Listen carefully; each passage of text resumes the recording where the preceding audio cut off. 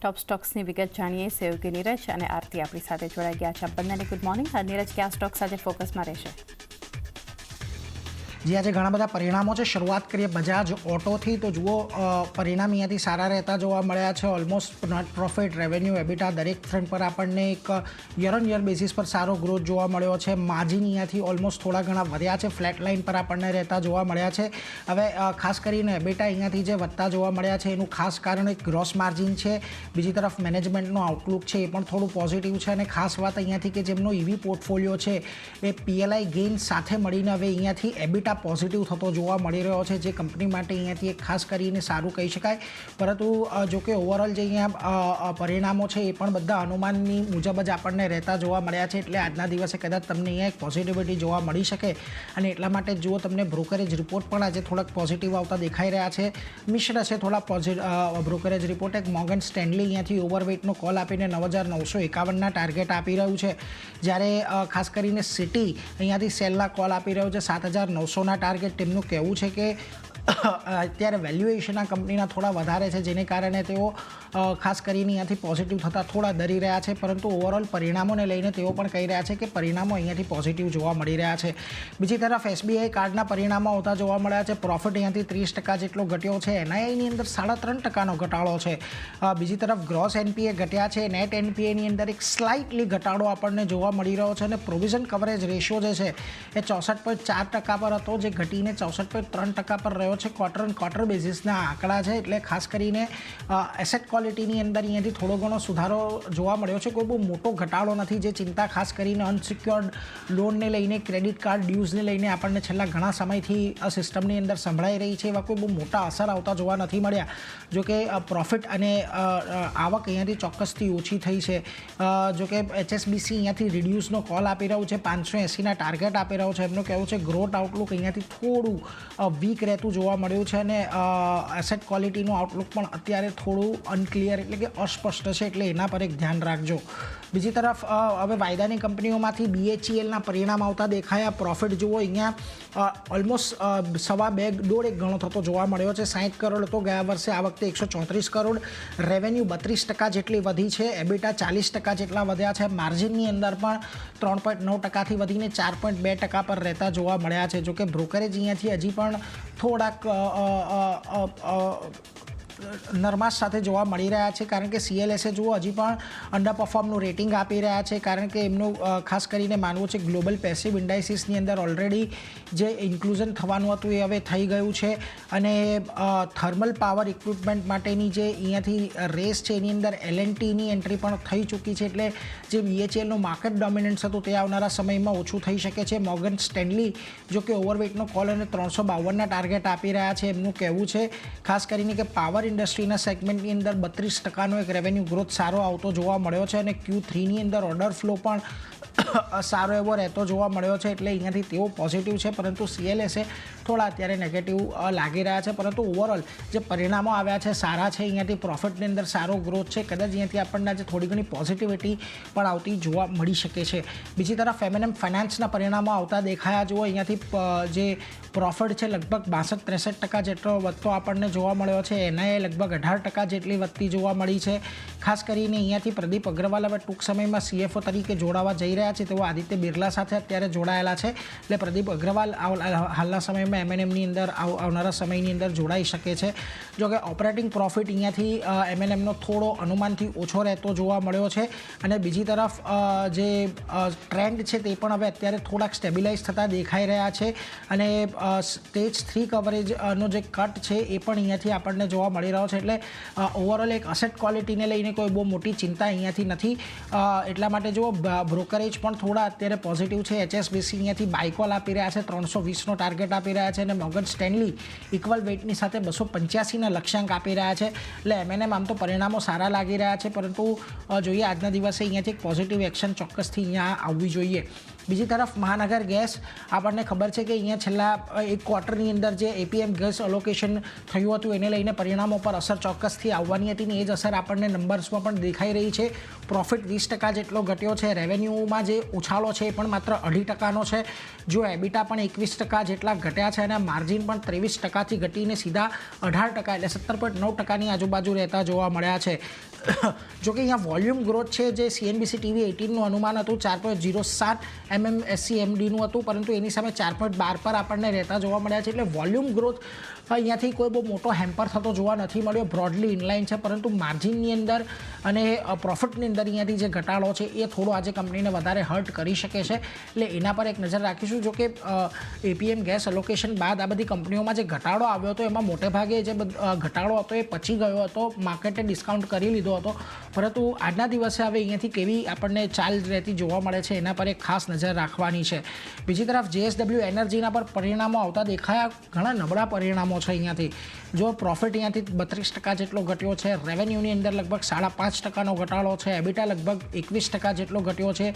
Margin 43.7%થી ઘટીને સીધા 36.5% પર રહેતા જોવા મળ્યા છે. એટલે દરેક મોરચે અહીંયા JSWના જે પરિણામો છે આપણને નેગેટિવ રહેતા જોવા મળી રહ્યા છે. JSW એનર્જીએ ક્યાંથી લોંગ ટર્મ લોન પણ એમણે લીધી છે લગભગ 3,000 કરોડની NCDથી. એટલે એની પણ એક ખાસ ફોકસ રાખવાનું. પરંતુ ઓવરઓલ પરિણામો નબળા છે. અહીંયા આપણે જોઈ લીધું છે કે સારી એવી એક રનઅપ આપણને આવતો જોવા મળ્યો હતો પરિણામો પહેલાં, અને જે અન્ય અમુક એમણે અધિગ્રહણો કર્યા હતા એ અધિગ્રહણોના એક એને કારણે. પરંતુ આજના દિવસે તમને અહીંયાથી ચોક્કસથી ઘટાડા તરફી કારોબાર JSW એનર્જીની અંદર જોવા મળી શકે છે. એટલે એના પર એક ફોકસ રાખજો. બીજી તરફ કોલગેટ, અહીંયા પણ પરિણામો થોડા નબળા છે. પ્રોફિટ લગભગ 2.5% ઘટ્યો છે. રેવન્યુ 5% જેટલી વધી છે. એબિટા અને માર્જિનના ફ્રન્ટ પરથી પણ ઘટાડો છે. ખાસ કરીને વોલ્યુમ ગ્રોથ જે છે હાઈ સિંગલ ડિજિટ રહેતો જોવા મળ્યો છે. 4થી 5%નો અનુમાન હતું, એટલે હાઈ સિંગલ ડિજિટ જો જોઈએ તો લગભગ 8થી 9% જેટલો અહીંયાથી વોલ્યુમ ગ્રોથ રહેતો જોવા મળ્યો છે. એટલે વોલ્યુમ ગ્રોથ અનુમાનથી સારો છે, પરંતુ હજી પણ માર્જિનને લઈને અને પ્રોફિટ ગ્રોથને લઈને અહીંયાથી થોડીક ચિંતા છે. એટલે એના પર એક નજર રાખીશું. આમ પણ FMCG કંપનીઓ આપણે જોયું છે મોટેભાગે બહુ આશાસ્પદ પ્રદર્શન નથી આપી શકી. એટલે કોલગેટમાં પણ આજના દિવસે ઘટાડો આવી શકે છે. તો overall Bajaj auto, SBI card, BHEL આ બધા પર આજે નજર રાખીશું. ઘણા બધા મહત્ત્વના પરિણામો છે અને FNOની અંદર આ બધી જ કંપનીઓ છે, એટલે એના પર એક ફોકસ રહેશે. પરંતુ આરતી, તમારી પાસે પણ ઘણું લાંબુ લિસ્ટ, ક્યાં નજર આજે ખાસ તમારી? જે ઘણા બધા કાઉન્ટર છે. પિરામલ ફાર્મા સાથે શરૂઆત કરીએ તો અહીંયા જે નંબર્સ આવતા દેખાયા છે મિશ્ર નંબર્સ છે. Q3ના નફો 63.4% આપણને ઘટતો જોવા મળતો દેખાયો છે. સામે આવકની વાત કરી લઈએ તો 12.5% કંપનીની આવક વધી છે.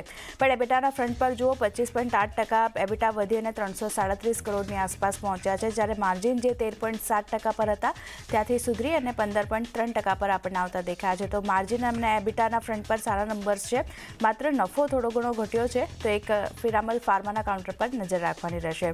નેક્સ્ટ બોશનું કાઉન્ટર છે. અહીંયા પણ ખાસ કરીને પરિણામ જે રીતે આવતા દેખાયા છે એનું રિએક્શન જોવા મળશે. નફો કંપનીનો 11.6% ઘટ્યો છે, પણ સામે આવકમાં 6.2%નો વધારો આપણે જોઈ રહ્યા છે યર ઓન યર બેઝિસ પર. એબિટાની વાત કરી લઈએ તો 0.7% કંપનીના એબિટા વધ્યા છે અને માર્જિનમાં થોડો ઘણો ઘટાડો જોઈ રહ્યા છે આપણે. જે 13.8% પર માર્જિન હતા ત્યાંથી ઘટી 13.1% પર આપણને આવતા દેખાયા છે. બિલ્ડિંગ ટેકનોલોજી પ્રોડક્ટ જે છે તેના બિઝનેસ કંપની અહીંયાથી વેચતી જોવા મળશે.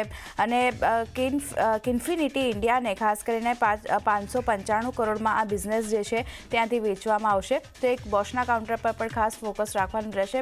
મિશ્ર પરિણામ છે કઈ રીતે સ્ટોક રિએક્ટ કરે છે ધ્યાન રાખવાનું રહેશે. GMR એરપોર્ટ્સ પર ફોકસ રહેશે, કારણ કે કંપની 486.4 કરોડની ખોટની સામે 202.1 કરોડના નફામાં આપણને આવતી જોવા મળી છે યર ઓન યર બેઝિસ પર. સામે આવક જુઓ 19.2% કંપનીની આવક વધતી દેખાઈ રહી છે. 2,653 કરોડની આસપાસ પહોંચી છે. એબિટાના ફ્રન્ટ પર પણ સારા નંબર્સ છે. 48.3% કંપનીના એબિટા આપણને વધતા જોવા મળ્યા છે અને માર્જિન પણ સુધર્યા છે.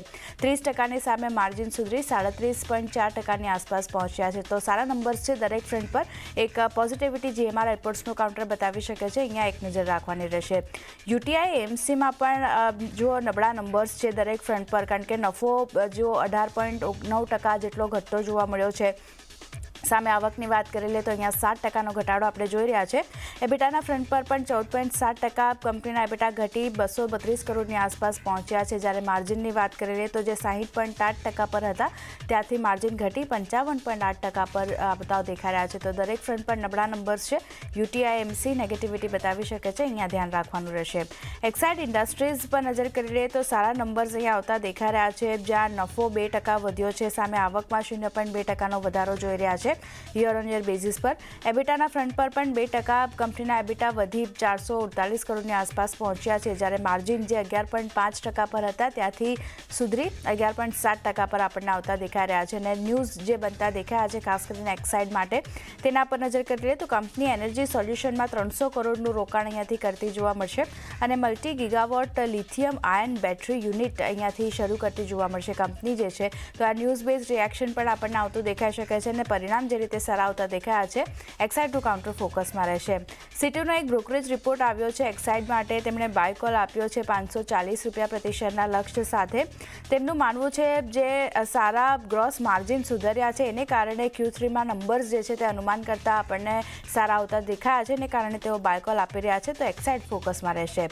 નેક્સ્ટ કાઉન્ટર ITD સિમેન્ટેશન છે. ન્યૂઝનું રિએક્શન અહીંયા જોવા મળી શકે છે કારણ કે રિન્યુ એક્ઝિમ DAMCC દ્વારા કંપનીમાં 72.64% હિસ્સાનું અધિગ્રહણ કરવાને મંજૂરી ખાસ કરીને અહીંયાથી કંપનીને મળતી દેખાઈ રહી છે. અને આજે રિન્યુ એક્ઝિમ DMCC જે છે તે અદાની ગ્રુપની કંપની છે.